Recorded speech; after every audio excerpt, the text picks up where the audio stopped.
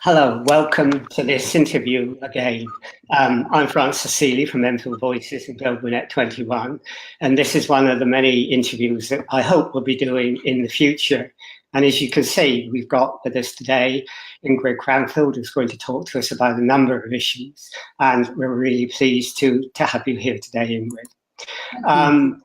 If you want to follow this and ask questions, if you can follow us, you can see it on any of these sites we're sharing it on, like Enfield Voices and Matters and Lovely Doorstep and so on, GlobalNet 21. But if you go to our GlobalNet 21 page and follow us there, you'll be able to write up questions and put your comments on, so you can, do that. I just said, please put your comments on, and that will be great. Anyhow, thank you for joining us, Ingrid. And let's start by asking you, because I asked you to do this interview because I saw some of the postings you did, and some of them were really interesting on community safety. But what I'd like to do, first of all, is really ask you about your background and how some time ago, many years ago, you actually decided you wanted to be a counsellor. Yeah, I think like a lot of things in life, it happened by accident, really. I joined the Labour, having been a Labour voter all my life, really. I joined the Labour Party only in about 1995. And then I think it's just a matter of becoming involved and people realising that maybe you have a few brain cells and there being opportunities for you to stand for council because they're always looking for candidates. I actually stood twice before I was finally elected. So, first time was 2002, then 2006, finally in 2010, I was elected to council. And what did you do when you were on the council? Were you a cabinet member? Were you on the scrutiny committee? What did you actually do? For the first year, I chaired the scrutiny panel on children and young people's services, which I enjoyed a lot.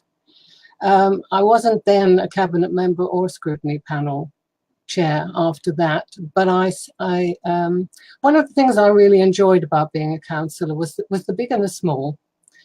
The fact that you have this strategic role across the whole borough or even wider, and the little roles to do with individual residents. So, for example, I was on the planning committee, which I hugely enjoyed, partly because it was dangerous, because, you were always towing a line between people who wanted one thing and people who wanted another, and there was right on both sides. But at the same time, I really liked the fact that I had people ringing me up and saying, I've got rats outside my door, do something about it. And if you can do something about it, then it's very satisfying. Okay, so... I was going to say my final of the 4 years, I was deputy mayor of Enfield and would have been mayor the following year had there not been an election in the way. And okay, so tell us about that. What happened in the election? Why did you cease? Why did you actually cease being a councillor? What was it that happened? And was it something you wanted to do, or was it something that happened? I would certainly have liked to serve another term, at least. But the Labour Party organises these selections in a, not, in my view, very sensible way. It's done ward by ward, and selections of candidates for council are made by the members of the party who live in that ward. Now, in the ward where I was, which was Lower Edmonton, there were maximum 45, 50 Labour Party members, and they don't all go to meetings. So it's actually quite, and they also don't think borough-wide, they just think about their own little ward. So it's actually quite easy for a small group of people to get their supporters together and oust the sitting councillors. Now, the rules have changed since 2014. And in there is now a presumption, or a requirement actually, that sitting councillors should at least be shortlisted for selection. But in 2014, they weren't. And so when it came to the shortlisting no, the full selection meeting from a list of self-nominated but interviewed potential candidates. In this ward, all three of us sitting councillors were deselected. Does that, I mean, that's really interesting, because you'd obviously done a lot of work, you had got a lot of loyalty amongst your electorate, and you were deselected because the ward presumably had a lot of new members come in and they wanted someone else. Now, does that suggest to you that in safe wards where selection is really automatically election, the selection processes need to be reformed? There's something that's inadequate about them. They're not really democratic. They're open for takeover very, very easily. Yes, I do think they're open to takeover.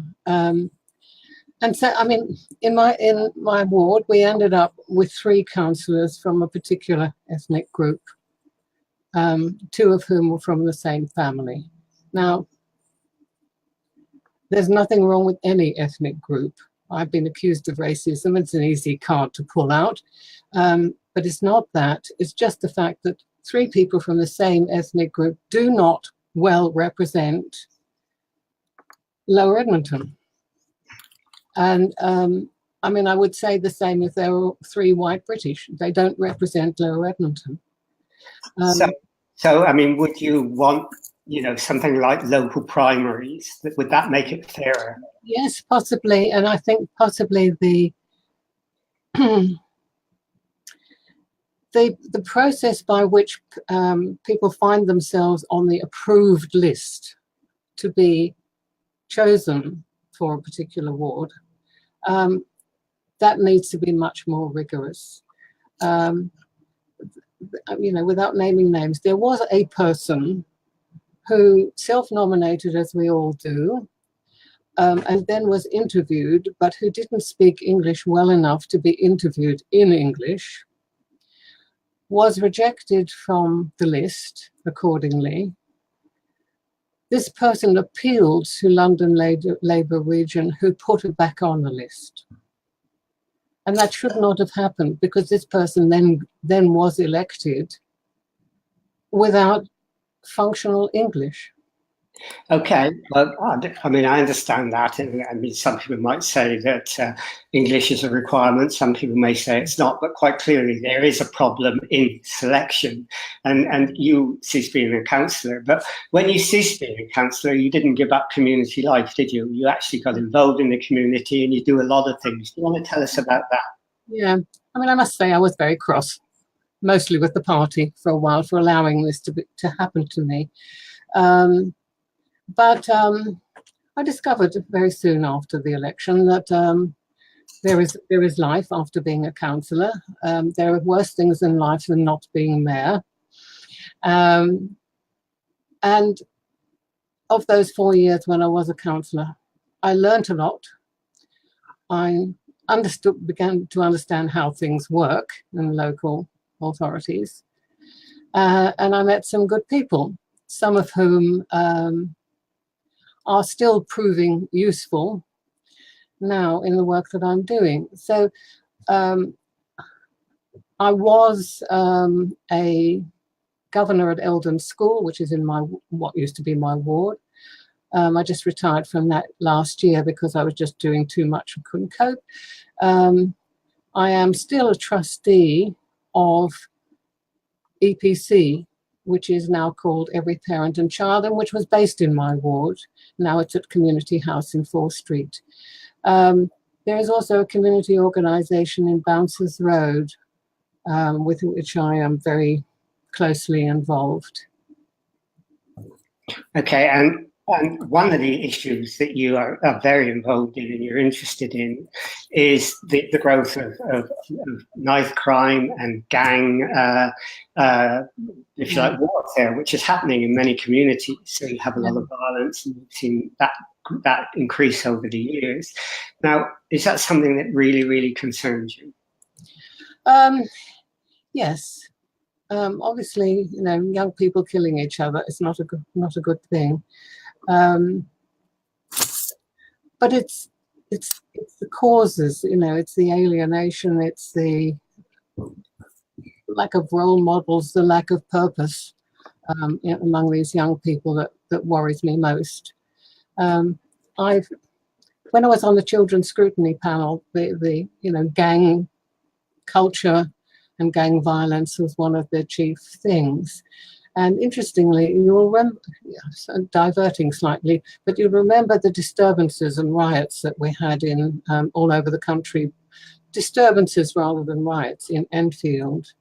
And we set up a commission to investigate those, and I was on that commission. And of course, the question about gangs was quite prominent in that investigation. It turned out that actually it wasn't a gang-motivated event. Nevertheless, gang members took part in these disturbances, and some of them were imprisoned afterwards, which meant that the gangs in which they were involved kind of collapsed, because gangs are hierarchies. And if you take out the middle level, then they just kind of collapse. So we had, for a while, rather less gang activity. And it's yeah. Well, there was a meeting, wasn't there, in Edmonton this last Saturday, which the Leader Council called to look at the problem in gangs, to involve the public, and you went to that meeting, I know. What did you expect from that meeting? Well, I didn't actually know who had organised it precisely, or who was going to be speaking at it, or how it was going to be organised. I heard about it from somebody I'm associated with, who's part of the parent engagement panel, among other things, and she works for the council. So I went along because the problem is bigger in Edmonton, and that's where the meeting was, than anywhere else in the borough. I've been working all my adult life, either working or volunteering, in education in its broadest sense. So, I'm a trustee of another organisation which presents challenges to disadvantaged young people. So I've always been interested in this, why young people are going astray, what it is that they need in order to become fully functioning members of society for their own benefit and their own enjoyment as much as anything. I was expecting anything in particular, but I did, once I was there and I experienced it, I found that the most valid and interesting points were made from the floor rather than by the speakers.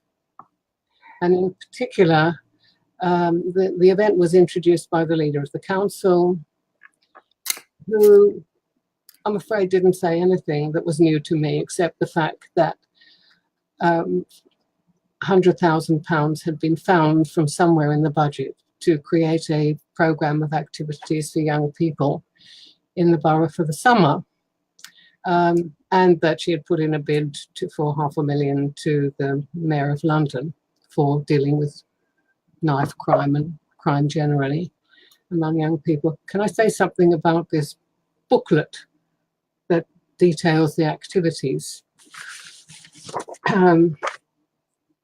Looks like that. Still very pretty. I can virtually guarantee no young person will look at it.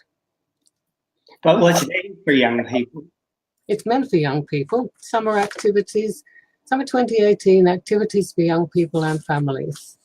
Now, there may be some engaged and interested and concerned parents who will look at it and say, little Johnny, why don't you go along to this? It's the hard to reach young people who cannot be reached by this kind of thing. So your expectations weren't met from that meeting? You didn't think it took you very far? No, well, it didn't take me very far. I mean, we had Joan Ryan there, who said that there's no national strategy for dealing with youth crime. But also we found from the leader of Enfield Council, there's no local strategy for dealing with it. It's all very piecemeal and a little bit more of the same. And we heard the same from the police, who, to their credit, are struggling with, decline in numbers, and doing the best they can and bringing in staff from outside when they can. But there was a lot of talk about stop and search. It's not the answer. Someone said, didn't they, at the meeting, I think you mentioned it, they felt the meeting was just sort of messing around the edges and they weren't dealing with the core of the problem. For example, they weren't dealing with that problem. And is that something you felt as well? Oh, yes. Two of the residents who spoke were very memorable in what they said. One of them said, "I'm just a resident." He got a round of applause for that because everybody else was saying, "Oh, I'm a social worker, I'm a this or that." And he said, this is tinkering around the edges. You're not dealing with the main problem, which is illegal drug use. And the other person who spoke very memorably was a woman who I think is a social worker, and she deals with domestic violence, FGM, other issues with women. And she has been to 25 funerals this year alone, or in the last year, of young people killed by knife or gun crime. And she said, you can talk about stop and search, you can talk about, locking people up, youth offending and all the rest of it. You have to stop young people from killing each other. But there were also, wasn't there? There were also a lot of voluntary groups there and faith groups that were doing a lot of good work. And I guess you would acknowledge that, would you? I would indeed. And also the comment from somebody who said, these hard to reach young people aren't going to come to us. We have to go to them. We have to find them. We have to visit them in their homes. And I think, my impression for the whole meeting was what a great pity it was that there weren't any really to speak of young people under about 30 there. Because it's just a matter of us doing to young people, and we want to get in there with the young people and see what's troubling them and see how we can help them sort of from the bottom up. Well, I guess, a lot of volunteer groups are doing that, but if the council has a role in this, what would you say was the council's role? Well, I was interested to hear from the cabinet member that all the youth centres and clubs are still operating, because my information was that they'd all closed or operating on just sort of skeleton staff. So that's something they could do, put more money into the youth services. During my tenure in 2010 to 2014, despite the fact that the council was suffering huge cuts nationally to it from the national government to its budget, we didn't cut the youth service at all, not by 1 penny. And now it has been cut. So these services don't exist. We don't have enough mentoring programs in schools. We don't have, as I say, the youth clubs, the youth opportunities. Reinstate. A lot of people say with lots of problems that the solution is put more money in, stop the cuts. And there is an argument in that. But in this case, it's more than that, isn't it? It's about a strategy. And you mentioned that you felt there was a lack of strategy. It's about getting all the agencies to work together in a joined up way. And the council couldn't it, have a role in getting those agencies together to have a cross-agency strategy. Well, yes, and I think probably this meeting was at least a little start to that, because we did have the police there, we did have the voluntary organisations and so forth. But you need everybody. You need the housing associations as well. You need the residents' associations. You need, voluntary groups. This country would come to a halt if we didn't have volunteers. You know that. So it's making use of everybody and bringing them all together. So, and exchanging information and making sure that if somebody reports something to one agency, it gets referred to the correct one, if that's not the correct one in the first place. Bringing them together is one thing, but then the question arises, bringing them together to do what? And one of the things that we've seen from, say, Glasgow is that they've reduced their violence tremendously by actually getting the agencies to work together, moving from a punitive approach, punishment approach to gang violence towards what they call public health approach, where they actually do what you said, engage with the young people, get rid of the middle managers in gangs, get involved in early intervention, and the police and the local authority and all the voluntary groups and faith groups will work together to do that. Do you think that's a model that could be replicated in Enfield and indeed in London? You know, I've heard a bit about gangs in Glasgow, and they are different in nature, and yeah, I mean, but the solution can still be similar to that.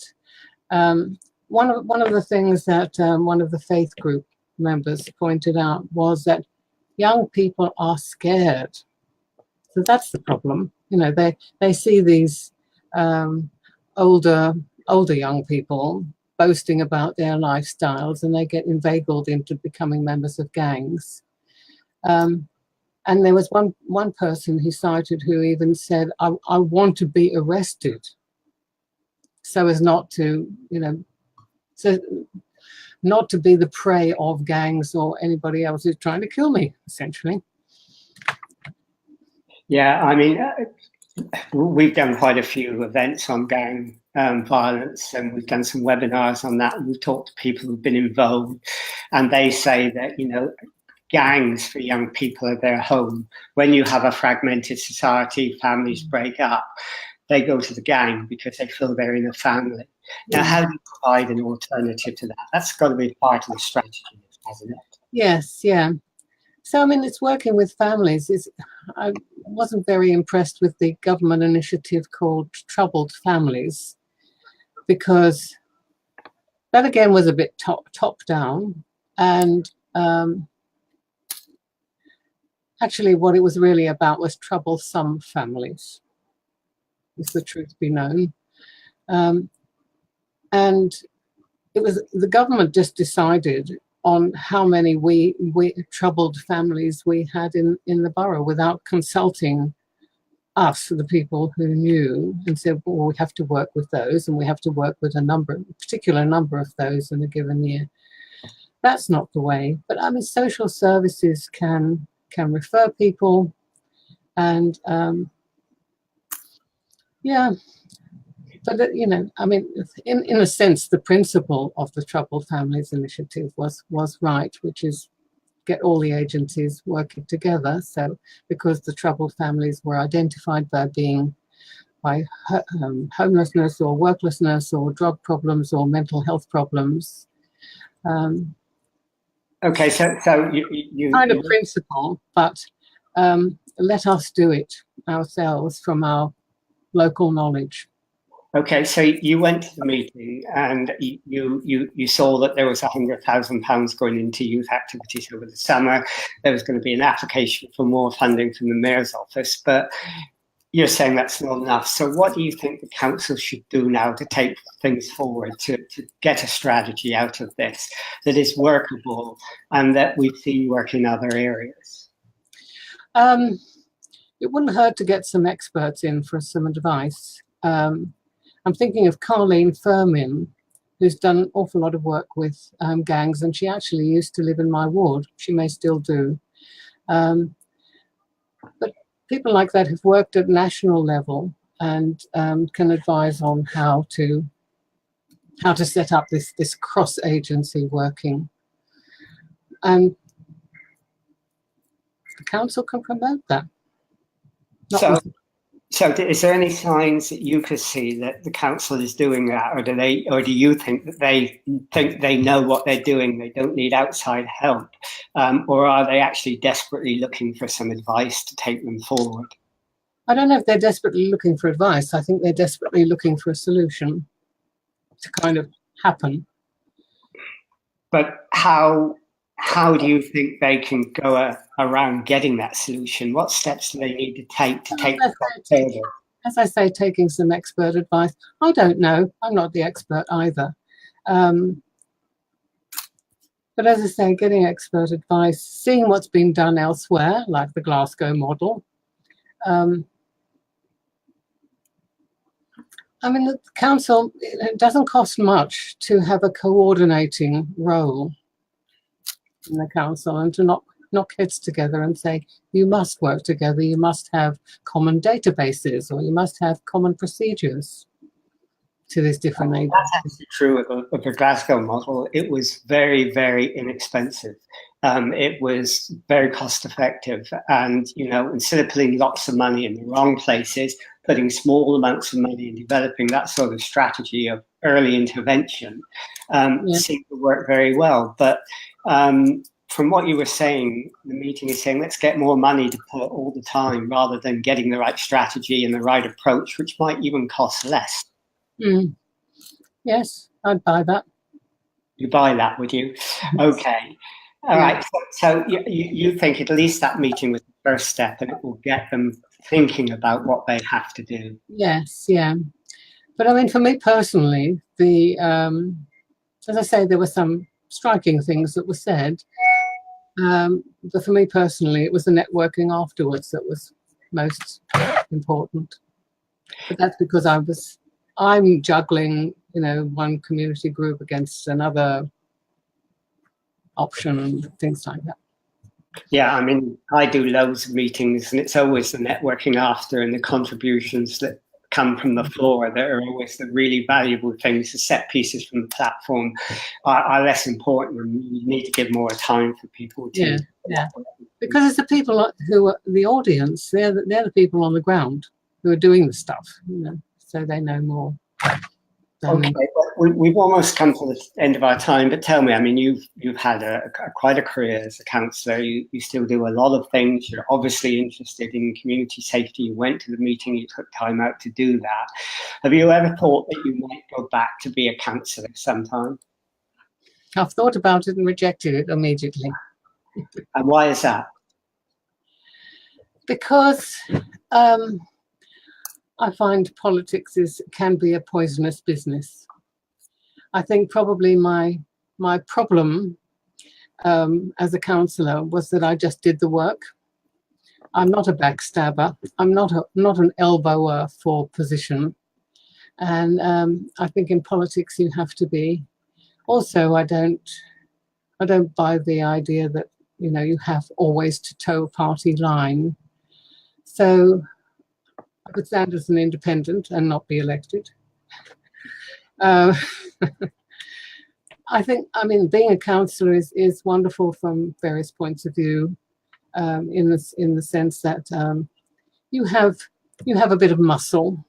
So if somebody comes to me now and says, I've got this problem, I can do what I can.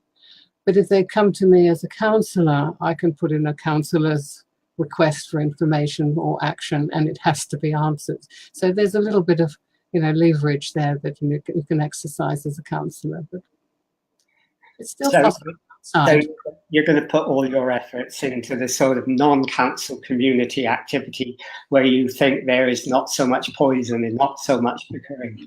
I have already.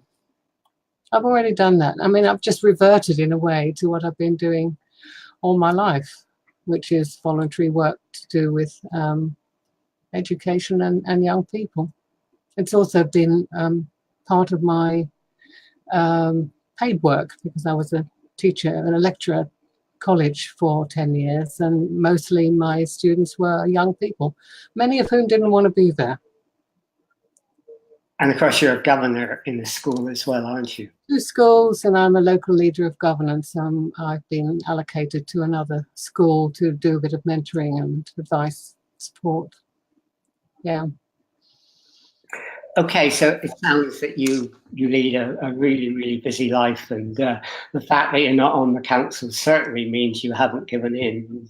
There is life after the council, and there should be, because what happens in the voluntary sector, what people do in the community, is incredibly valuable, and obviously you do that, and I'm sure lots and lots of people appreciate you for doing those things. Anyhow, we're going to finish the interview now, because we come to the end of our half an hour's time, and I'd just like to thank you for taking part in this, and for contributing. Thank you very much for having me. Thank you. Okay, well, thank you again, and thank you all those who have tuned into this, and I hope you'll be able to watch it later if you haven't watched it now. We usually get a lot of viewings afterwards, and our next interview will be next week on Wednesday at 11 o'clock, we hope, fingers crossed, where we're going to talk about one of the civil society organisations that exists, the United Nations Association locally, how that's developed and how that was formed. And I hope you'll join us for that as well. So thank you all for joining us, and we'll end this interview now.